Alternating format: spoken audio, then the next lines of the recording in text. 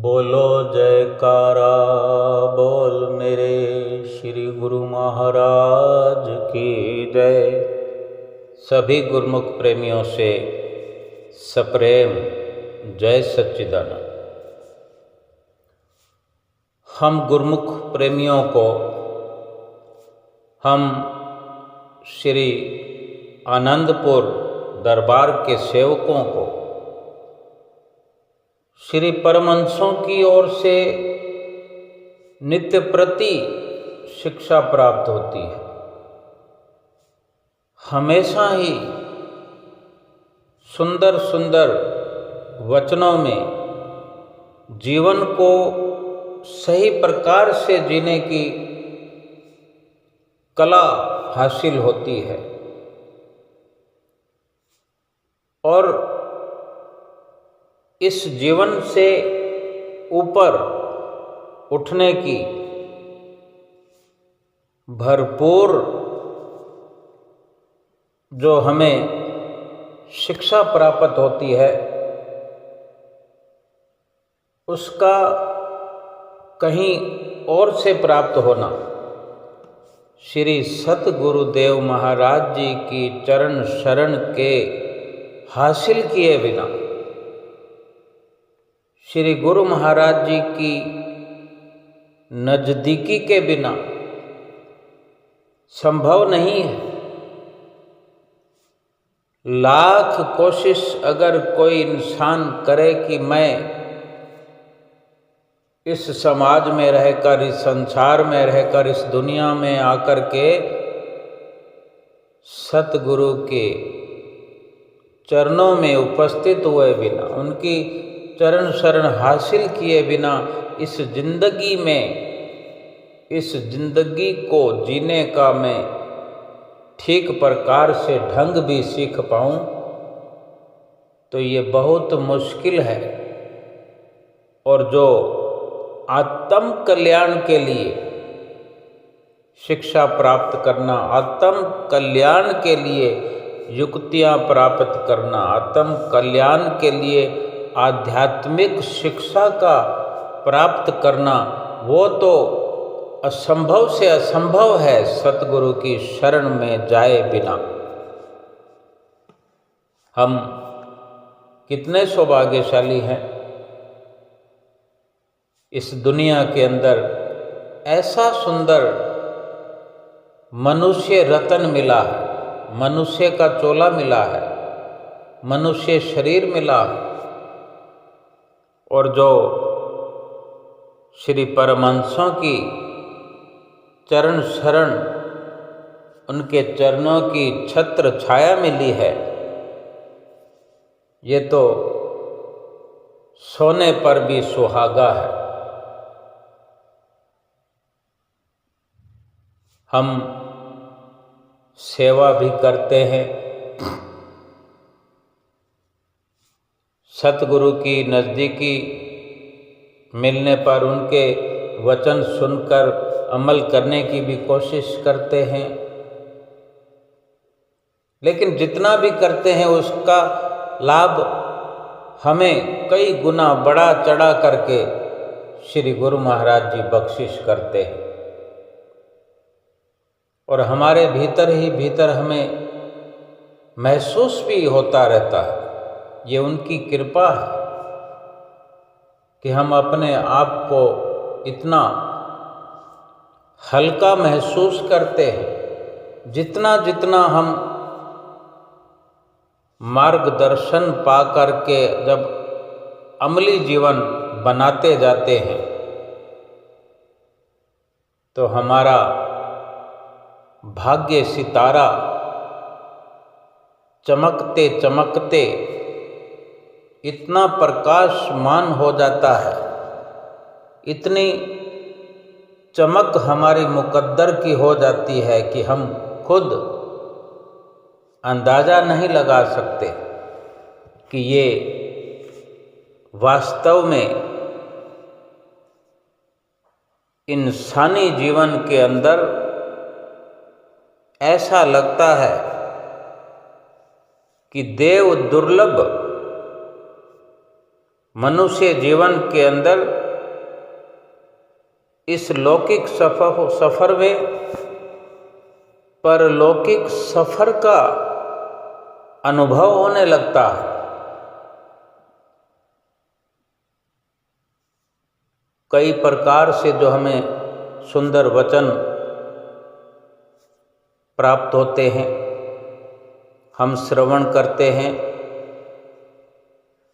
एक वक्त होता है जब शुरुआती दौर में जब हम सतगुरु की नज़दीकी प्राप्त करते हैं तो बड़ा विचित्र सा लगता है। श्री गुरु महाराज जी के आगे उनके श्री चरणों में साष्टांग दंडवत प्रणाम करना, झुकना, अपना माथा उनकी चौखट पर बार बार रगड़ना। लेकिन जब हम दिल से अपने आप को सतगुरु के हवाले कर देते हैं, अपने आप को सौंप देते हैं, तो जाने अनजाने हमारे भीतर एक शक्ति का संचार होने लगता है। और ज्यों-ज्यों शक्ति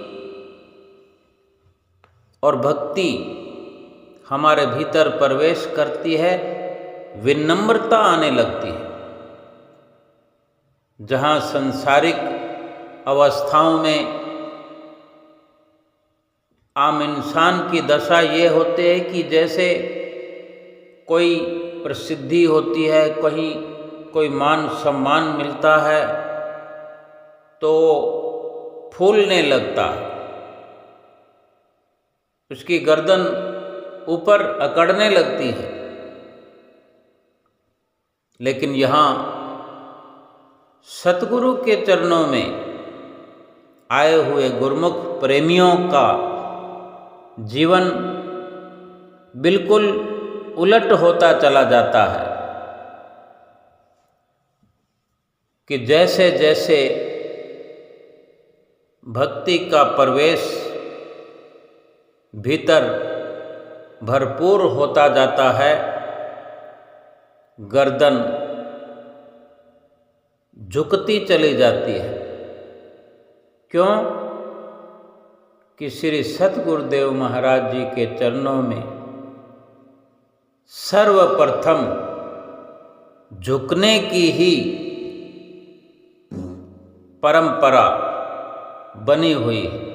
सर झुकाने के लिए ही पहली शिक्षा प्राप्त होती है। संतों महापुरुषों का संग करने से सर्वप्रथम यही शिक्षा हासिल होती है कि अपने सर को सतगुरु के चरणों में झुका देना।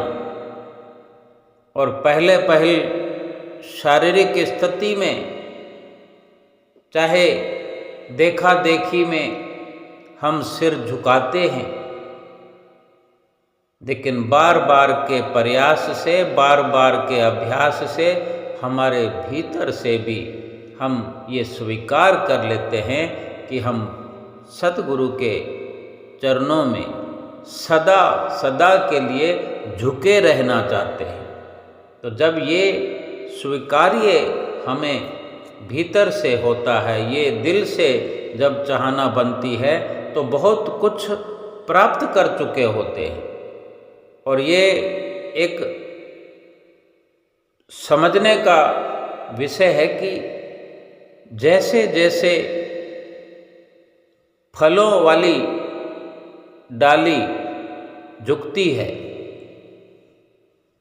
पेड़ पर जिस डाली पर फल अधिक लगे होते हैं, बिना फल वाली डाली से फलों वाली डाली अधिक ज़्यादा से ज़्यादा झुकी हुई रहती है, झुकी हुई दिखाई देती है। और कहावत भी है कि जिस डाली पर फल होंगे वो डाली झुकी रहती है, उसमें अकड़ खत्म हो जाती है। और यही गुरुमुख प्रेमियों में सिफत हो जाती है कि आपा भाव निकलते निकलते भीतर भक्ति भरपूर होती चली जाती है और सिर दिल से गुरुमुख प्रेमी अपने सतगुरु के चरणों में झुका देते हैं, जिसको ये भी कहा जाता है कि निमाणा हो के रहना। चाहे कितनी भी शक्ति हो, कितनी भी भक्ति हो, लेकिन उसको जतलाने का भाव ना आना, यही निमाणापन होता है। और ये सतगुरु का आशीर्वाद गुरुमुख प्रेमियों का इसी प्रकार फलता फूलता है।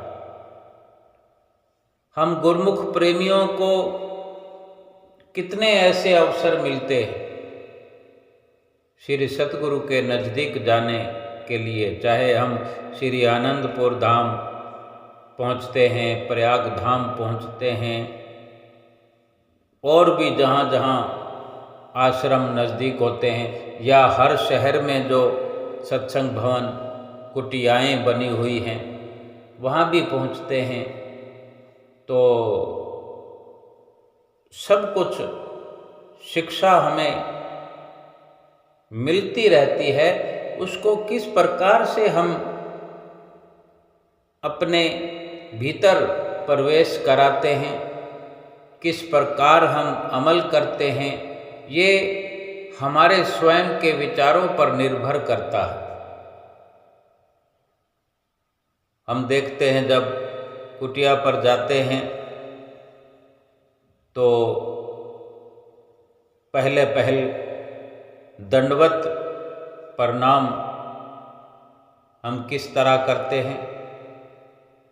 हमें कहीं दंडवत प्रणाम करते हुए झिझक तो नहीं हो रही, कहीं हम सिर पर रुमाल बांधने में शर्म महसूस तो नहीं कर रहे, और फिर दंडवत प्रणाम करके उठते हैं तो श्री गुरु महाराज जी के आगे लगी हुई मेज पर मत्था टेकते वक़्त कहीं श्रद्धा और भाव में कोई कमी तो नहीं आ रही। हम बराबर ठीक से श्री परमहंसों का मत्था टेकते हुए, हाथ जोड़ जोड़ कर नतमस्तक होते हुए सभी श्री परमहंसों को माथा टेक करके आदरणीय महात्मा जनों, भाई जनों के आगे भी सिर झुकाते हुए, प्रणाम करते हुए फिर अपना स्थान ग्रहण करते हैं और अधिक से अधिक श्री परमहंसों का दर्शन करते हुए हम हर पल हर घड़ी वहाँ बैठ कर के पूरा लाभ उठाते हैं। और ये भी अवश्य हुआ ही करता है कि गुरुमुख प्रेमी जब कुटिया में आश्रम में पहुँचते हैं तो कुछ न कुछ भेंट स्वरूप भी साथ में कुछ लाना हो ही जाता है, या फिर नकदी इत्यादि अगर मत्था टेकने का अवसर मिलता है, या कभी कोई लंगर भंडारा, कोई पर्व जैसे कि व्यास पूजा, जैसे कि शुभ वैसाखी या शुभ जन्म दिवस, बहुत से पर्व आते हैं, तो यथाशक्ति हमने कुछ न कुछ सेवा भेंट करनी होती है। हम अपनी श्रद्धा भावना से जो भी करते हैं या करें, कहीं हमें ये भाव तो नहीं आता कि हम कर रहे हैं या हमने इतना कर दिया, किसी ने कम कर दिया, हमने ज़्यादा कर दिया।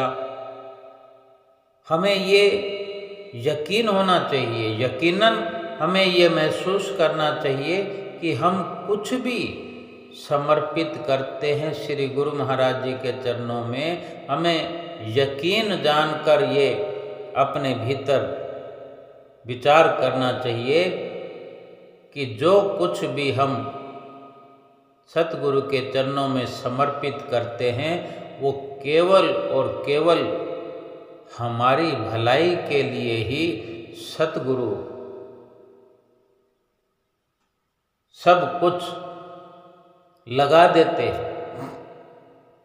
हमें नहीं पता कि कहाँ किस जगह पर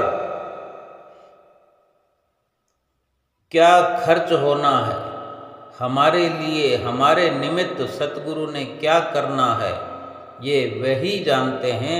हमें तो केवल विश्वास करना चाहिए और किस प्रकार हमारी दी हुई भेंट को अगर हम नम्रता पूर्वक निमाणे होकर झुक करके अपने आप को कमज़ोर से कमज़ोर समझकर अगर हम समर्पित करते हैं, समर्पण भाव रखते हैं, तो किस प्रकार सतगुरु हमारा आदर सत्कार करते हैं, हमारा सम्मान करते हैं। कितना हम भाग्यशाली हैं, ये केवल सतगुरु जानते हैं। आओ हम सुनते हैं ये श्री पंचम पातशाही गुरु महाराज जी श्री अर्जुन देव महाराज जी के इस दृष्टांत से कि किस प्रकार एक प्रेमी जो सतगुरु के दरबार में लंगर के लिए राशन लेकर जा रहा था और श्री गुरु महाराज जी की भेंट हुई। एक बार एक गुरमुख सेवक श्री दरबार के लिए लंगर के लिए कुछ राशन का सामान अपने साथ उठाकर ला रहा था और दर्शन करने आ रहा था। तो पंचम पातशाही गुरु अर्जन देव जी महाराज के समय की ये बात है। बड़े गर्मी के दिन थे। अमृतसर शहर से थोड़ा पहले, शहर में पहुंचने से पहले जंगल के रास्ते वो सेवक, वो प्रेमी एक पेड़ की छाया में आराम करने के लिए बैठ गया। वो गुरु के दर्शन करने के लिए पहली बार आ रहा था। पहले कभी सतगुरु के दर्शन किए नहीं थे, ना ही सतगुरु की बाहरी तौर पर पहचान थी। बोझ उठाकर, बोझ कुछ ज़्यादा था। कई बार हम देखते हैं कि ज़्यादा बोझ होता है तो बहुत अधिक थकान हो जाती है। तो थकान के कारण वो वृक्ष के नीचे बैठकर अपने ही पैरों को खुद दबाने लगा। अब ये गुरु महाराज जी की लीला कहें या गुरु महाराज का प्यार करें अपने सेवक के लिए,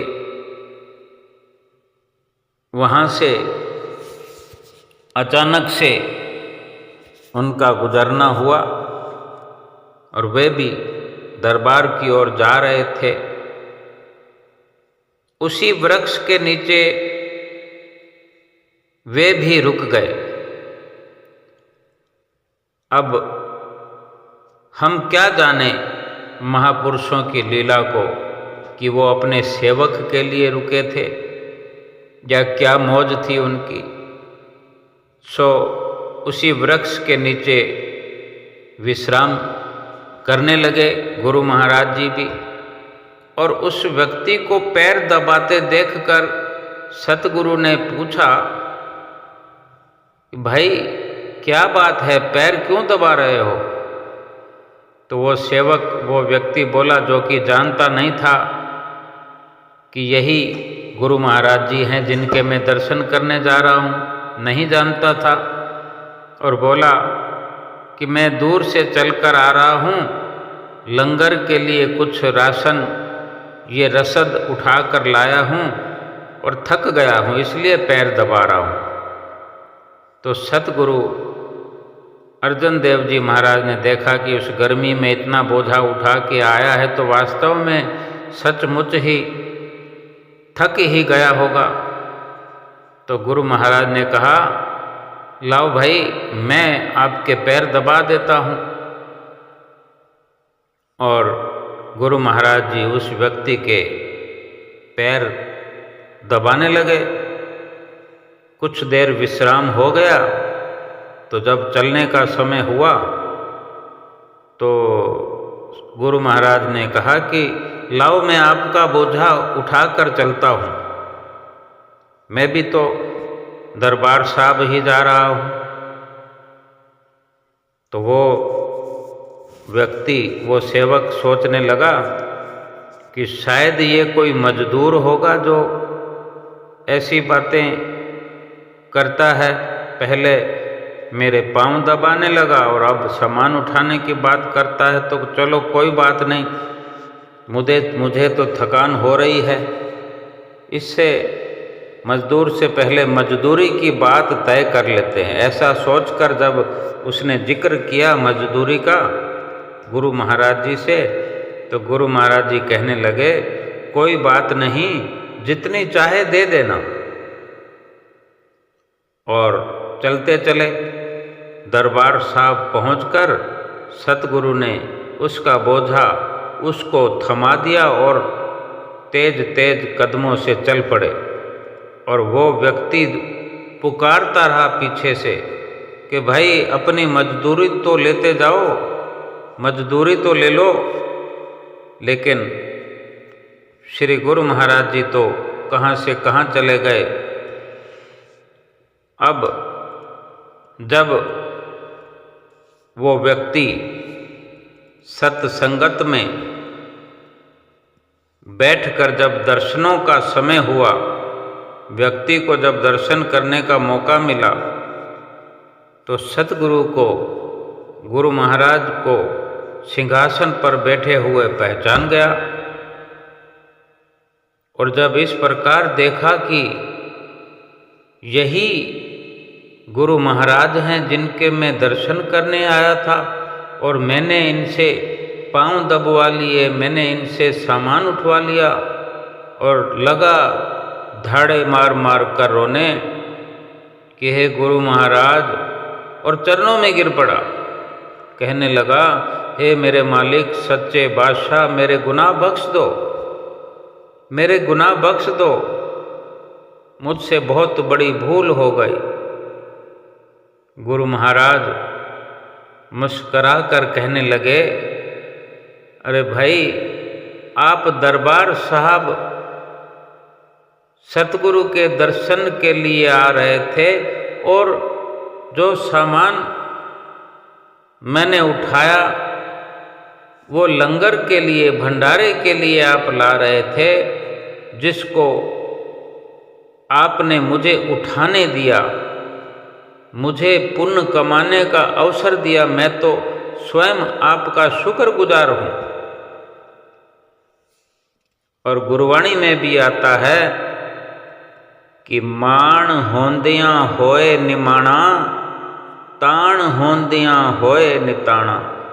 यानी अगर हमारा समाज में कुछ आदर मान है तो वो आदर मान पा करके निमाणे बन कर रहे। माण होंदियां होए निमाणा।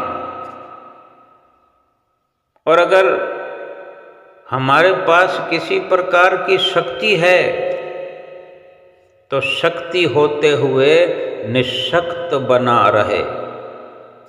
हम शक्ति होने पर, ताकत होने पर भी कमज़ोर बने रहें, निर्बल बने रहें। हम श्री आरती पूजा में रोज गाते हैं, मैं निर्बल अति दीन हूँ, तुम समर्थ बलवान, सब विधि मम रक्षा करो, दीन बंधु भगवान।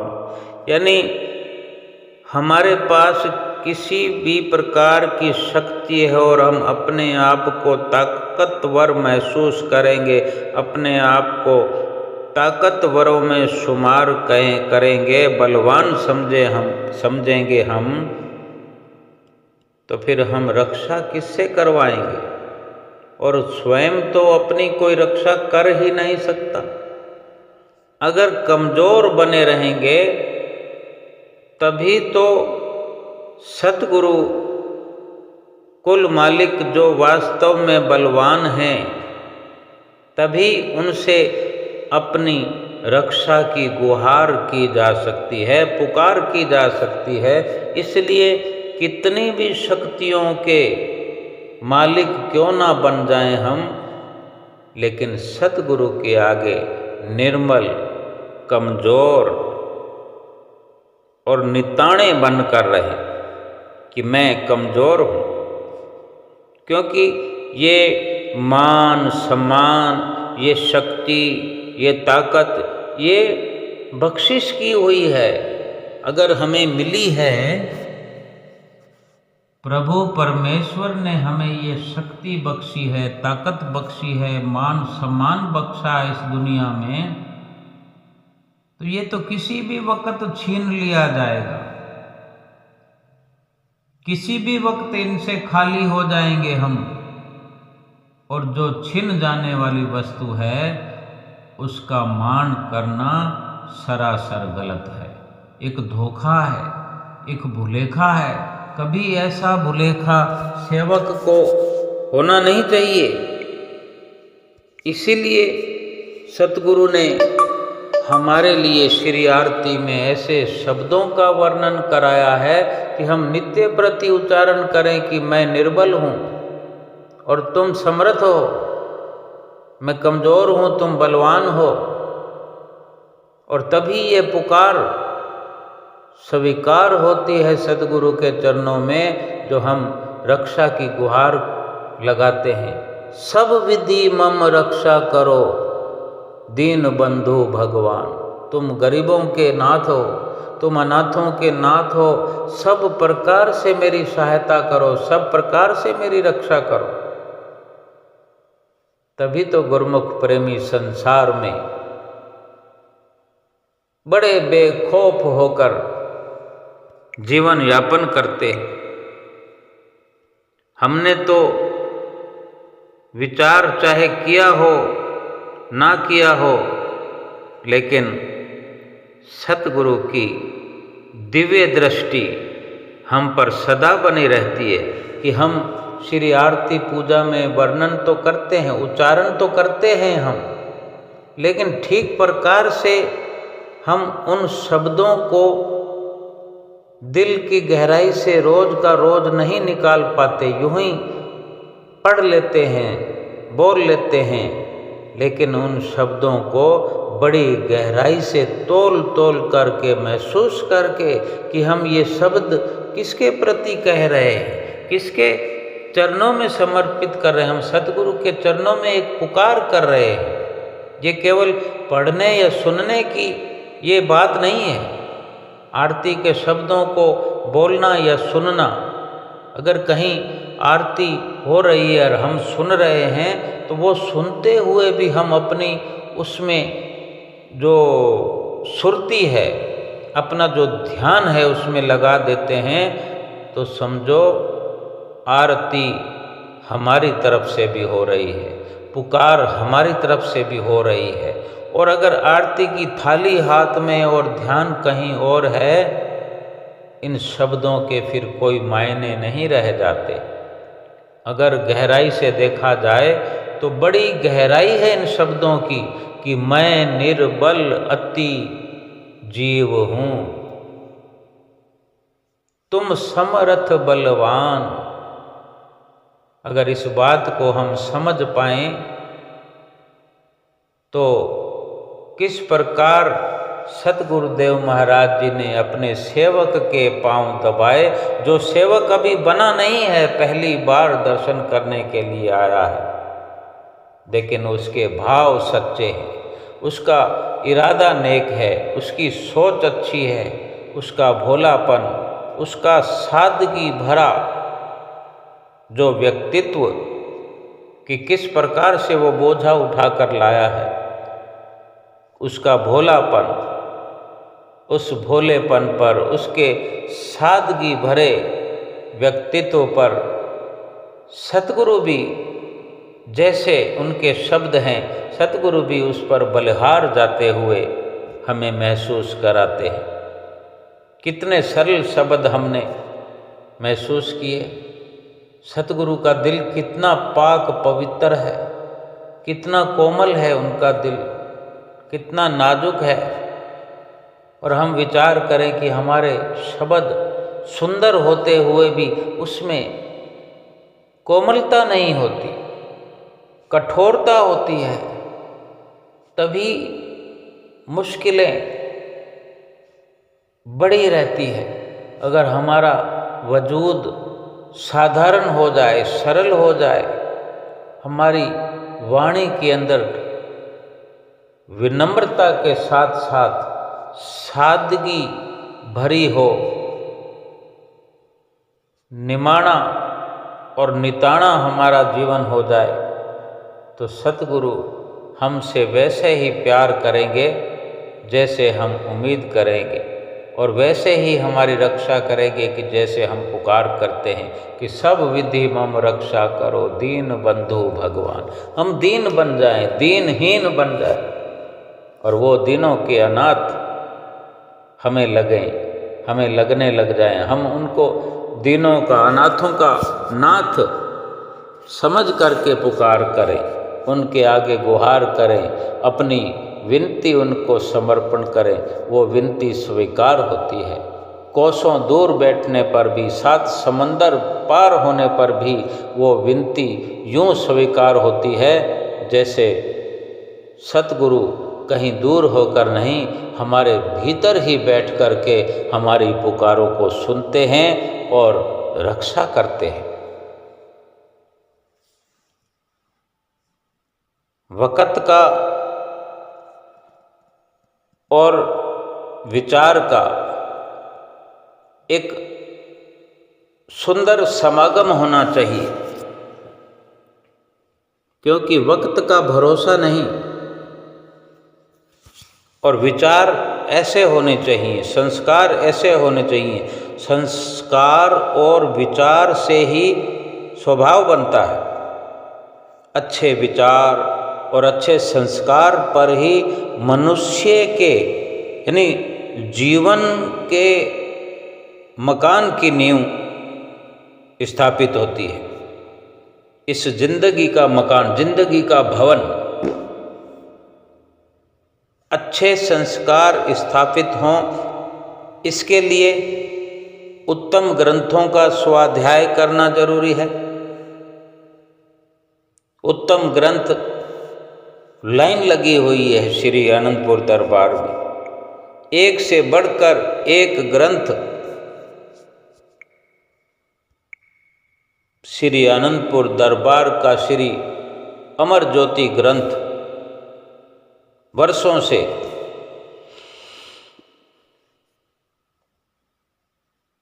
सभी परमहंसों की जीवन लीलाओं का स्वाध्याय करने के लिए उपस्थित है, और गुरुमुख प्रेमी लाभ उठाते रहे। और अभी हुजूर श्री गुरु महाराज जी की अनुकंपा से एक नवीन ग्रंथ श्री अमर ज्योति दर्शन उपहार स्वरूप हमारी झोली में डाल दिया है। इनका स्वाध्याय करने से अच्छे संस्कार मजबूती पकड़ते हैं, और इनका स्वाध्याय करने से, पढ़ने से इस पर अमल करने से एकमात्र जीवन में मजबूत सहारा प्राप्त होता है, क्योंकि अमली जीवन ही लोक और परलोक को संवारने का एकमात्र साधन है। खुशियां तो सब चाहते हैं, सुख सब चाहते हैं, लेकिन मिलता उन्हीं को है जो सब्र करता है, सहनशील बनता है और सतगुरु के आगे, सतगुरु के साथ समर्पण भाव रखता है। सतगुरु के आगे अपना मान नहीं दिखाता, बल्कि निमाणा होकर रहता है। सतगुरु के आगे अपनी ताकत का बखान नहीं करता।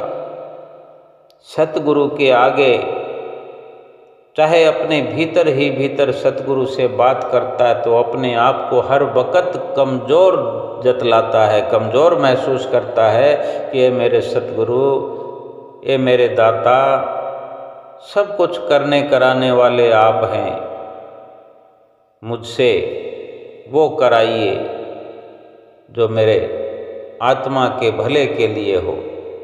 अगर कहना पड़े तो, बाकी तो मौन रहकर भी सब प्रार्थनाएं स्वीकार हो जाती हैं। सच्चाई तो यह है कि जिंदगी सब्र के अलावा कुछ भी नहीं है। यही जीवन की सच्चाई है। जिंदगी सब्र के अलावा कुछ भी नहीं है। मैंने हर शख्स को यहाँ खुशियों का इंतज़ार करते देखा है।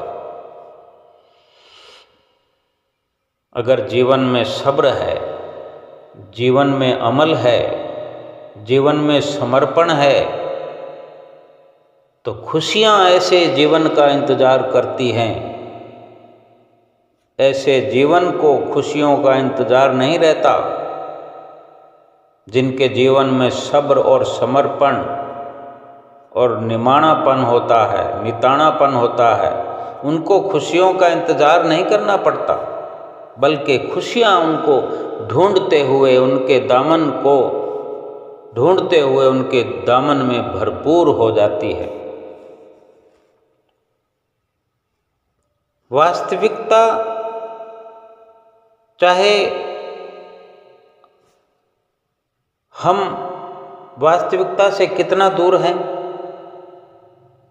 जब हमारे कान, हमारी आँख, हमारी जिह्वा, यहाँ तक कि हमारा पूरा व्यक्तित्व हम समर्पित कर देते हैं। किसी की परवाह दुनिया में न करके, बल्कि अपने शरीर की परवाह न करके दुनिया में, अपने मान सम्मान की भी परवाह न करके दुनिया में अगर अपने वजूद को सतगुरु के समर्पण कर देते हैं, तो सतगुरु हमारे वजूद को संवार कर, तराश कर हीरा बना देते हैं। हमें केवल आत्म कल्याण के लिए हर वक़्त कदम दर कदम सफ़र करना चाहिए। किसी के कहने से यदि अच्छा या बुरा होने लगे तो ये संसार या तो स्वर्ग बन जाए, बैकुंठ बन जाए, या फिर पूरी तरह नरक बन जाए।